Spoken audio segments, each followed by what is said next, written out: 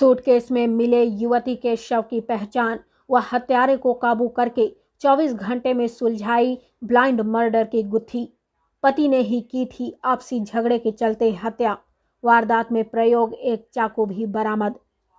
दिनांक 17 अक्टूबर 2022 को पुलिस थाना सेक्टर 17/18 गुरुग्राम की पुलिस टीम को एक सूचना इफ्को चौक गुरुग्राम के पास फोटो ओवर ब्रिज पर एक संदिग्ध बैग सूटकेस पड़े होने के संबंध में प्राप्त हुई। प्राप्त सूचना पर पुलिस टीम घटनास्थल पर पहुंची और संदिग्ध बैग को खोलकर चेक किया गया तो बैग में एक अज्ञात युवती का शव मिला। इसी दौरान पुलिस को सूचना देने वाले एक ऑटो रिक्शा चालक ने एक लिखित शिकायत दी कि दिनांक 17 अक्टूबर 2022 को समय करीब 3 बजे यह अपना ऑटो रिक्शा लेकर IFFCO Chowk near foot over bridge Gurugram पर खड़ा था तो इसको पेट्रोल पंप के पास एक सूटकेस लावारिस अवस्था में पड़ा हुआ दिखाई दिया। सूटकेस में कोई संदेहजनक वस्तु होने के शक हुआ तो इसने पुलिस को सूचना कर दी और पुलिस आ गई। तब सूटकेस को खोलकर देखा तो सूटकेस में एक अज्ञात महिला का शव मिला।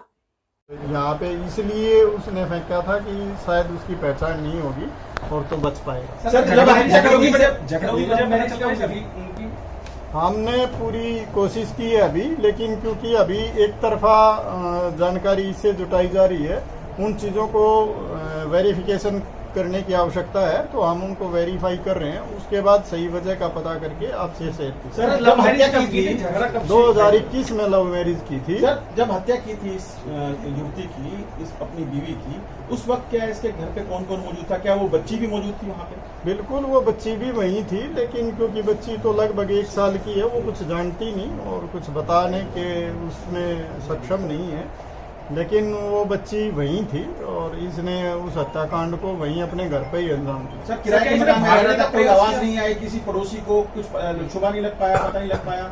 इस तरह की इन्वेस्टिगेशन में अभी जानकारी नहीं मिल पाई है, किसी ने और आवाजें सुनी हो, लेकिन फिर भी हम इसमें गहराई से सभी एंगल पे अभी हमने इसको गिरफ्तार किया है, रिमांड हासिल करके। वहाँ अड़ोस पड़ोस में भी और भी जो भी लोग इसमें जानकारी दे सकते हैं उन सब से हम पूछताछ करेंगे और जो भी पूछताछ में चीजें सामने आएंगी वो इन्वेस्टिगेशन का पार्ट होगा। सर, ई रिक्शा में सूटकेस रख के लाया जैसा आपने बताया, तो ई रिक्शा से इसने वहां पर डंप किया या कहीं और लेकर उतरा और फिर घसीट कर मौके पर लेकर गया? नहीं, ई रिक्शा से इसने इफ्को चौक पे वो ई रिक्शा से ब्रीफकेस उतार लिया और उस ई रिक्शा वाले को वहाँ से फ्री कर दिया। उसके बाद इसने सूटकेस को वहाँ डंप किया। सर, ब्लाइंड मर्डर केस था, कैसे गुड़गांव पुलिस हत्यारोपी तक पहुंची?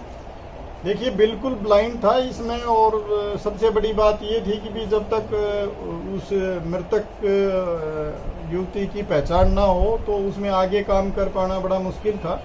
लेकिन फिर भी गुड़गांव पुलिस, हमारी क्राइम टीम, DLF फेज 4 की टीम ने काम करते हुए अपने सोर्सेज को लगा के अपनी मेहनत करके 24 घंटे के अंदर ये पता लगाने में कामयाबी हासिल की कि ये कहाँ की और कौन है और इसको मारने वाला कौन व्यक्ति है।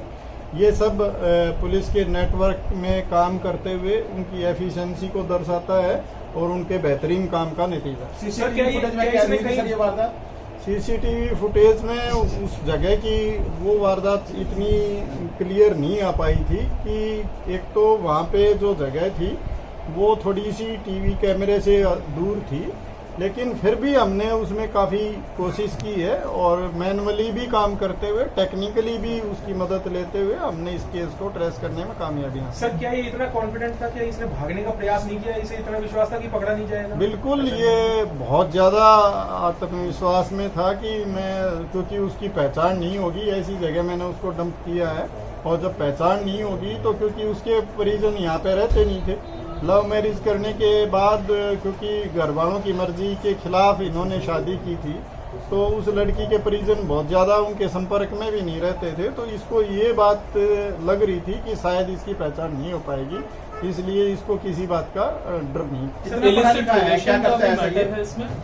ये लगभग +2 पास है और एक प्राइवेट कंपनी में यहाँ हेल्पर की जॉब करता है। मूलनिवासी कहाँ का है?